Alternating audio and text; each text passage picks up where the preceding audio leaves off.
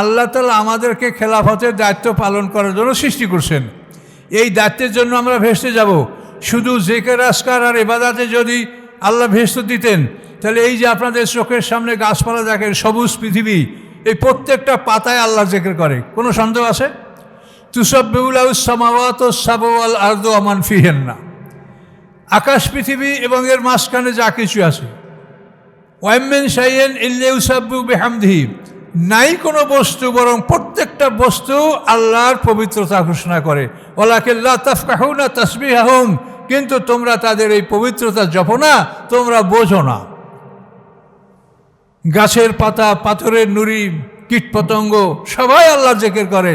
ফেরেশতারা অনাদিকাল থেকে অনন্তকাল পর্যন্ত আল্লাহর জিকির করে, কিন্তু তারা ভেস্তে যাবে না। কেন যাবে না? যে তাদেরকে আল্লাহ খেলাফতের দায়িত্ব দান করে নাই। ভেস্তে যাবে ওরা যারা খেলাফতের দায়িত্ব পালন করবে। বিরাট ব্যাপার। কিন্তু যে আল্লাহ তাআলা কোরআন পাকে আমাদেরকে কি বলেছেন, ইন্নী জাইলুন ফিল আরদে খলিফা, যে পৃথিবীতে আমি পৃথিবীতে খলিফা বানাবো।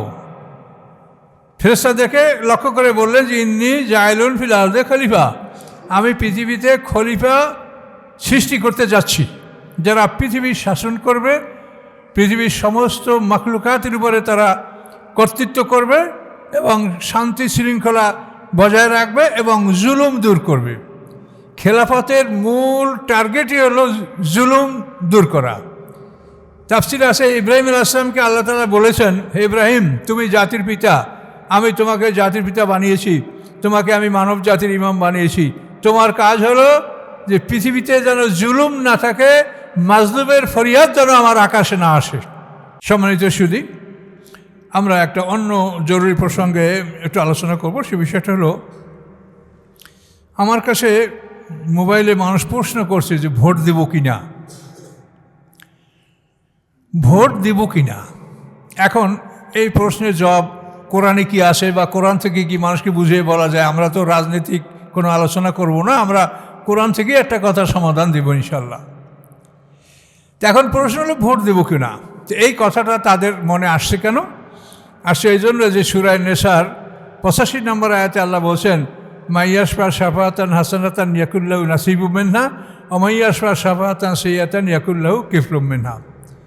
আল্লাহ বলছেন, যে বা যারা ভালো কাজের জন্য সুপারিশ করবে, সেই ভালো কাজের একটা সওয়াবের একটা অংশ ওই সুপারিশকারী পাবে, আর যে খারাপ কাজের জন্য সুপারিশ করবে, ওই খারাপ কাজের একটা শাস্তির অংশ সে ভোগ করবে। এটা কোরআনে বলা আছে। এখন মানুষ ভয় পাচ্ছে যে আমি ভোট দিয়ে তাকে বানাবো, এখন যদি সে ক্ষমতায় যেয়ে খারাপ করে, তাহলে তো আমার খারাপ কাজের ভাগ আমাকে হতে হবে। এই ভয়তেই কিন্তু জিজ্ঞাসা করছে যে হুজুর ভোট দেব।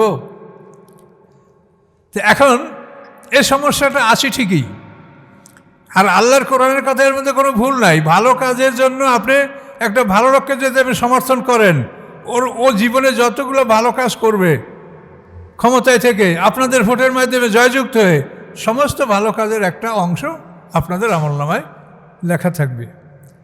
যদি একটা বিবাদ মিটায়, ঝগড়া বিবাদ, মানুষ খুনাখুনি, মারামারি, কাটাকাটি, এই ঝগড়া বিবাদ যদি মিটায়, তাহলে একটা হজের সব তার আমলনামায় লেখা হবে। তো ওই যে মিটাবে তার আমলনামায় যেটা হবে, আপনারা যারা ভোট দিয়েছেন তাদের আমলনামায়ও ওইটা আসবে। আল্লাহর কোনো অভাব নাই যে আপনাকে দিলে আল্লাহর কোনো কিছু কমবে। মায়েন্দাকুম ইয়ানফাদু আমায়েন্দাল্লাহ বাক। আল্লাহ বলে, তোমাদের কাছে যা আসে এটা ফুরিয়ে যায় খরচ করলে, আর আমার কাছে যা আসে তা ফুরায় না, আল্লাহ দিবে। তো এই যে একটা সমস্যা, এখন এই জন্য মানুষ প্রশ্ন করে যে হুজুর ভোট দেব কি না। এখন ভোটের গুরুত্বটা আপনাদেরকে আমি বলছি। ভোটের গুরুত্বটা হলো যে আল্লাহ তাআলা কোরআন পাকে আমাদেরকে কি বলেছেন, ইন্নী জাইলুন ফিল আরদে খলিফা, যে পৃথিবীতে আমি পৃথিবীতে খলিফা বানাবো। ফেরেশতাদেরকে লক্ষ্য করে বললেন যে ইন্নী জাইলুন ফিল আরদে খলিফা, আমি পৃথিবীতে খলিফা সৃষ্টি করতে যাচ্ছি, যারা পৃথিবীর শাসন করবে, পৃথিবীর সমস্ত মাখলুকাতের উপরে তারা কর্তৃত্ব করবে এবং শান্তি শৃঙ্খলা বজায় রাখবে এবং জুলুম দূর করবে। খেলাফতের মূল টার্গেটই হলো জুলুম দূর করা।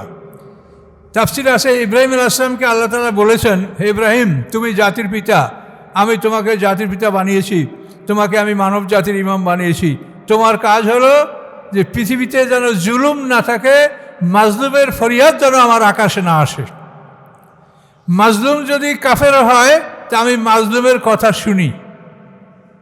জালেম আর মাজলুম বুঝতে পারছেন? যে অত্যাচার করে তাকে বলা হয় জালিম, এবং যার উপরে অত্যাচার করা হয় তাকে বলে মাজলুম। তা আল্লাহ ইব্রাহিম আলাইহিস সালামকে বলেছেন যে তোমাকে আমি ইমামত দিয়েছি, জাতির পিতা বানিয়েছি, তোমার কর্তব্য হলো যে মাজলুমের ফরিয়াদ যেন আমার আকাশে না আসে। মাজলুমের ফরিয়াদ আমি শুনি, যদি সে কাফেরও হয় তবু আমি তার ফরিয়াদ শুনি। কাজে জুলুম যেন পৃথিবীতে না থাকে। এখন খেলাফতের মূল উদ্দেশ্য হলো জুলুম দূর করা। আর আমরা দেখতে পাচ্ছি যে এই আমরা যাদেরকে খেলাফতের দায়িত্ব পালন করতে দেই তারা খুব আরামসে জুলুম করে, এমন জুলুম করে যে তাদের বিরুদ্ধে কোনো অভিযোগ কোনো কিছুই আর করার কোনো স্থান থাকে না। কতই আপনারা চোখের সামনে দেখেছেন, জোর করে এই জমি দখল করতে হবে, এখন জমির মালিককে বিভিন্ন মিথ্যা মামলায় দিয়ে আসামি করিয়া তাকে জেল হাজত দিয়া তুমি জমি লেখা না দিলে তোমার মুক্তি নাই। এই না, আপনি তার বিরুদ্ধে বিচার চাইতে পারবেন? কেউ চাইতে পারছে এতদিনে? তাহলে খেলাফতের মূল উদ্দেশ্য হলো জুলুম দূর করা। আর আমরা দেখতে পাচ্ছি যে এই খেলাফতের জন্য আমরা যাদেরকেই আমরা ক্ষমতা দান করছি তারাই জুলুম করছে। ইল্লা মাশাআল্লাহ কিছু লোক ভালো আছে, সংখ্যায় কম।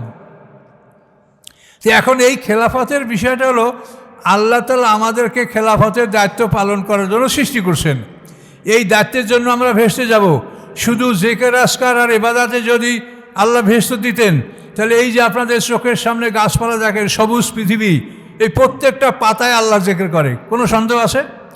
তুসাব্বিহু লাহুস সামাওয়াতু সাবউ ওয়াল আরদু ওয়া মান ফিহিন্না, আকাশ পৃথিবী এবং এর মাঝখানে যা কিছু আছে, ওয়া মিন শাইইন ইল্লা ইউসাব্বিহু বিহামদিহি, নাই কোনো বস্তু বরং প্রত্যেকটা বস্তু আল্লাহর পবিত্রতা ঘোষণা করে। ওয়ালাকিন লা তাফকাহুনা তাসবিহাহুম, কিন্তু তোমরা তাদের এই পবিত্রতা জপো না, তোমরা বোঝো না। গাছের পাতা, পাথরের নুড়ি, কীটপতঙ্গ সবাই আল্লাহর জিকির করে। ফেরেশতারা অনাদিকাল থেকে অনন্তকাল পর্যন্ত আল্লাহর জিকির করে, কিন্তু তারা ভেস্তে যাবে না। কেন যাবে না? যে তাদেরকে আল্লাহ খেলাফতের দায়িত্ব দান করে নাই। ভেস্তে যাবে ওরা যারা খেলাফতের দায়িত্ব পালন করবে। বিরাট ব্যাপার। কিন্তু মানুষ ইবাদত করবে, খেলাফত করবে। এই খেলাফতের দায়িত্ব যাদের উপরে নাই তারা জান্নাতে যাবে না। এটা জিনিস বুঝতে পারছেন আপনারা? তাহলে খেলাফতের দায়িত্বটা কত জরুরি। তাহলে আপনার তো ভোট দেওয়া মানে একটা ফরজ কাজে সহযোগিতা করা। তাহলে এই কোরআনের আয়াত অনুযায়ী একটা ভোট দেওয়া হলো খেলাফতের জন্য একটা লোককে আপনি প্রেরণ করা, প্রতিনিধি পাঠানো। তাই এখন খেলাফতের দায়িত্ব পালনে সহযোগিতা করা হলো ভোট দেওয়া। তাহলে ভোট দেওয়া কি জরুরি কিনা বলেন? অত্যন্ত জরুরি বিষয়। কিন্তু সমস্যাগুলি যে কারণে আপনার প্রশ্ন করেন যে হুজুর ভোট দেব কিনা, তা তো একটা কারণ বললাম। আচ্ছা, আর একটা আয়াত দেখেন কোরআনে আল্লাহ বলেন, ওমা খালাকতুল জিন্না ওয়াল ইনসা ইল্লা লিয়াবুদুন, জিন ও ইনসানকে আমি শুধুমাত্র আমার ইবাদত করার জন্য সৃষ্টি করছি। ডাইরেক্ট কোরআন আয়াত, এটা সবাই জানেন এই আয়াতটা, ওমা খালাকতুল জিন্না ওয়াল ইনসা ইল্লা লিয়াবুদুন। এখন ইবাদত এবং খেলাফত দুটোই বলেছেন আল্লাহ। এখন এই দুইটা হলো একটার অন্যটা পরিপূরক, সম্পূরক, কমপ্লিমেন্টারি, একটার পরিপূরক অন্যটা। অর্থাৎ আপনি যদি ইবাদত না করেন তো সঠিক খেলাফত আপনি পালন করতে পারবেন না। আর যদি আপনি শুধু খেলাফতের দায়িত্ব করতে চান ইবাদত ছাড়া, তা আপনি খেলাফতের সঠিক দায়িত্ব পালন করতে পারবেন না। আর যদি আপনি শুধু ইবাদত করেন, খেলাফতের দায়িত্ব পালন না করেন, তাহলে আপনি আল্লাহর হুকুম পালন করলেন না। কাজে দুটি আপনাকে করতে হবে।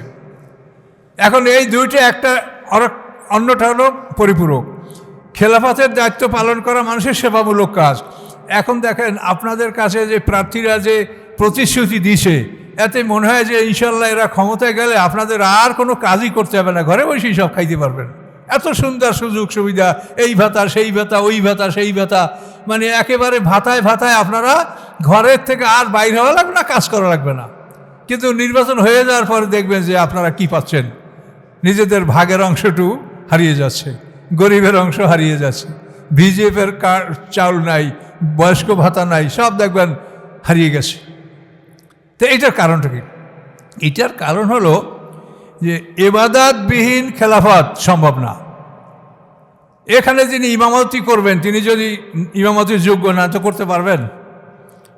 একজন কোরআনের তাফসির করবে, তার যোগ্যতা ছাড়া করতে পারবেন? এখানে আপনারা কলেজের প্রফেসররা আছেন, আপনারা যদি শিক্ষাগত যোগ্যতা অর্জন না করেন তো আপনি প্রফেসি করতে পারবেন?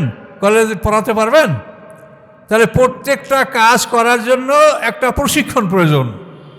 তাহলে আপনি খেলাফতের দায়িত্ব পালন করবেন, এটার একটা প্রশিক্ষণ। এই প্রশিক্ষণটা কি? সেটা হচ্ছে ইবাদত। অর্থাৎ আল্লাহর কোরআনে আদেশ এবং নিষেধ দুইটা সাইডে যা বলা আছে, এগুলি যদি আপনি সঠিকভাবে পালন করেন তাহলে আপনি সঠিকভাবে খেলাফতের দায়িত্ব পালন করতে পারবেন। আর এই ইবাদতবিহীন যদি আপনি খেলাফতের দায়িত্ব গ্রহণ করেন তাহলে আপনি শুধু চুরি চামারি লুটতারা ছাড়া কিছু করবেন না।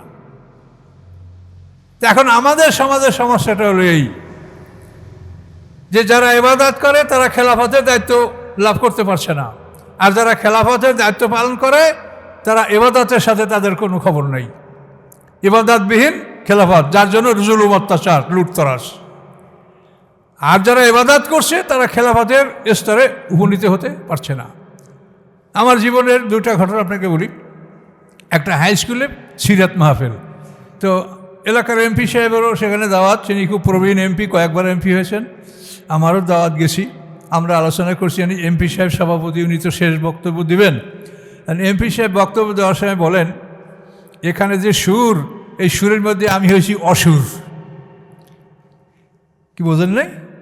অসুর চেনেন না? অসুর, ওই যে ভগবতীর পায়ের নিচে থাকে অসুর। তো এমপি সাহেব বলেন যে এখানে যে সুর, এই সুরের মধ্যে আমি হয়েছি অসুর। তাহলে এখন এমপি সাহেব নিজেই বলছেন আমি অসুর। যে অসুরে কি কোনো মানুষের সেবা করতে পারে? অসুরে কি কোনো মানুষের সেবা করতে পারে? সে বলছে এই সুরে আমি হয়েছি অসুর। এখন যদি আপনারা অসুর নির্বাচন করেন তাহলে তো ওই যে কোরআনে সূরা নিসায় বলা আছে যে তার পাপের ভাগী আপনি হবেন। ভোট দেব কি না, ভোট তো আপনি দিবেন, কিন্তু আপনাকে এই সমস্ত বিষয়গুলো বিবেচনায় রাখতে হবে যে আমার মাধ্যমে সে ক্ষমতার মালিক হয়ে সে জুলুম অত্যাচার করবে না সঠিক কাজ করবে। সুরের মধ্যে অসুর। আমার জীবনে আমি একটা লোকের নির্বাচনের জন্য কিছু মেহনত করেছি, সে হলো নূর মোহাম্মদ আকন। নূর মোহাম্মদ সিএসপি এডিশনাল সেক্রেটারি থেকে তাকে রিটায়ার করানো হয়েছে। উনি পোস্টমাস্টার জেনারেল ছিলেন, খুব নাম করা লোক। নূর মোহাম্মদ সিএসপি, পাকিস্তান আমার সিএসপি অফিসার, খুব সৎ মানুষ। তার বাবা আজহার আজি, সে বলতো আমার নূর মোহাম্মদ ঘুষ খায় না, ও খাবে কি? আমি চাউলের টাকাটা ওরে পাঠাই দিই, তাহলে ও খাবে কি? আমার নূর মোহাম্মদ খাবে কি? ও ঘুষ খায় না। অন্য অন্য ছেলেরা আছে বড় বড় চাকরি করে, কিন্তু এই নূর মোহাম্মদ এখন ঘুষ খায় না। এই নূর মোহাম্মদ এখন ভোটে দাঁড়াইলো, তার জন্য আমি তখন যুবক মানুষ, আমি সাইকেল নিয়ে গ্রামে তার ব্যাপারে কাজ করতে লাগলাম। যেখানে যাই সেখানেই বলে তাহলে উনি খুব ভালো মানুষ কিন্তু হইতে পারবে না। কি করবো? যেখানে যাই সেখানে বলে উনি খুব ভালো মানুষ কিন্তু হইতে পারবে না। এখন যে ভালো মানুষ সে তো হইতে পারবে না, তার কারণ সে টাকা দিতে পারবে না। এই ভালো মানুষ, তার পিছনে আমি আমার নিজের সাইকেলে ঘুরে ঘুরে আমি তার জন্য, আমাকে একটা টাকা সে কোনোদিন দেয়নি এবং দেওয়ার কথা চিন্তাও করে নাই। তো এখন এই ভালো লোক যারা, তারা হবে কেমন করে বলেন? উনি ভালো লোক হইতে পারবে না, হইবে কারা? অসুর যারা, তারা। তো এই জন্য আপনারা নির্বাচনটাকে, এটাকে আপনার এমন একটা জরুরি জিনিস যে আল্লাহ খেলাফতের দায়িত্ব দিয়েছেন, এই খেলাফতের দায়িত্ব পালন করার জন্য এক শ্রেণীর লোক লাগে। এখানে যদি 10 জন লোক থাকে যে ইমামতি করতে পারে, তো 10 জন তো ইমামতি করবে না, একজনই করবে।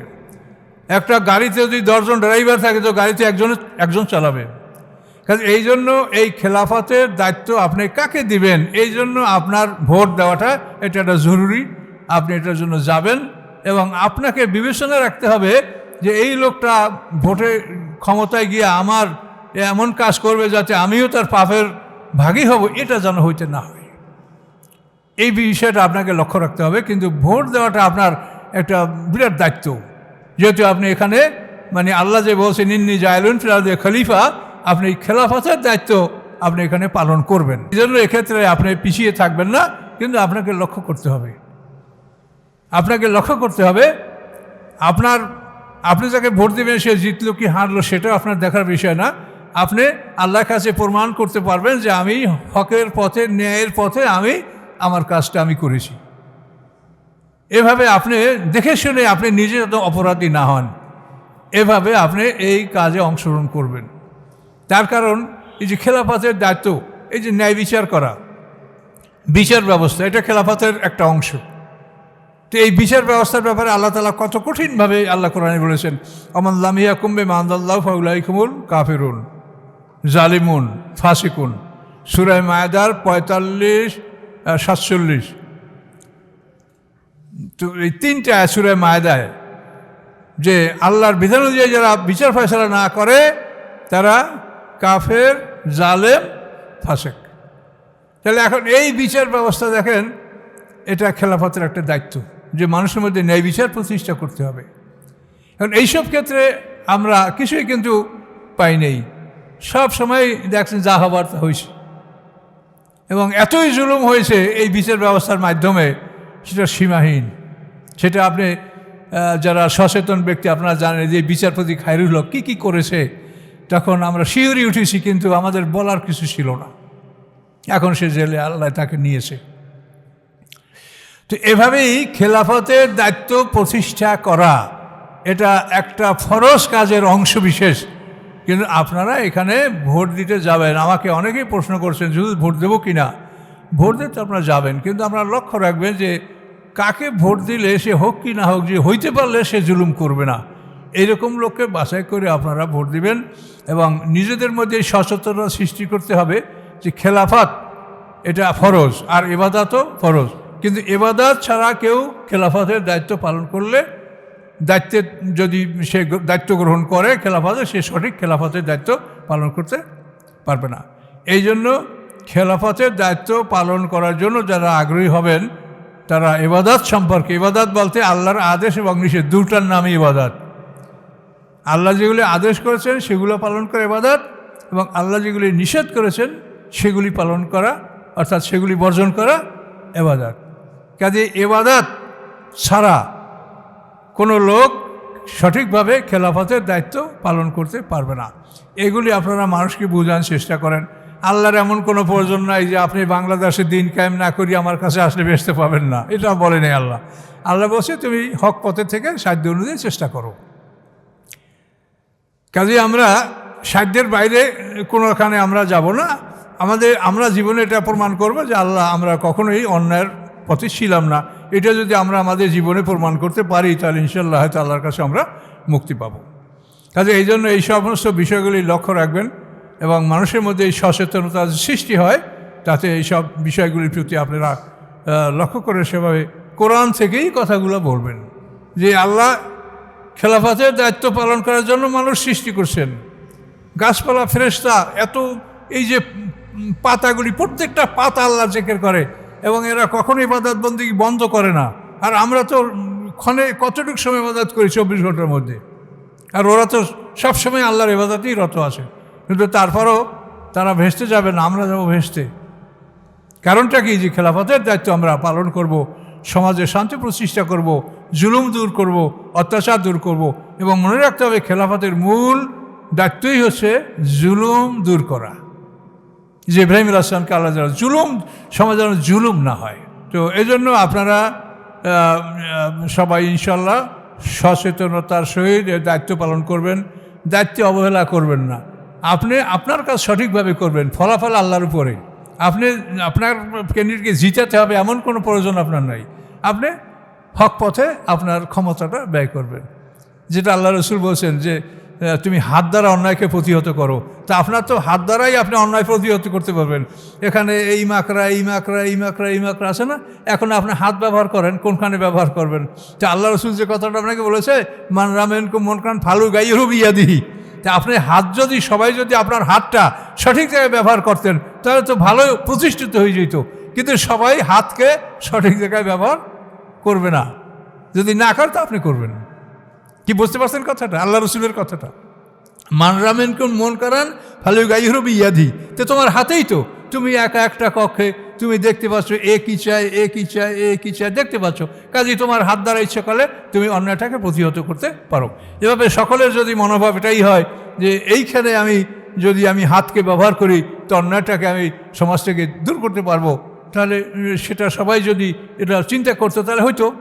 এখন যদি সবাই চিন্তা না করে তা আপনি করেন যে আমার কাজ আমি করেছি, আমার এর বাইরে কিছু করার নেই।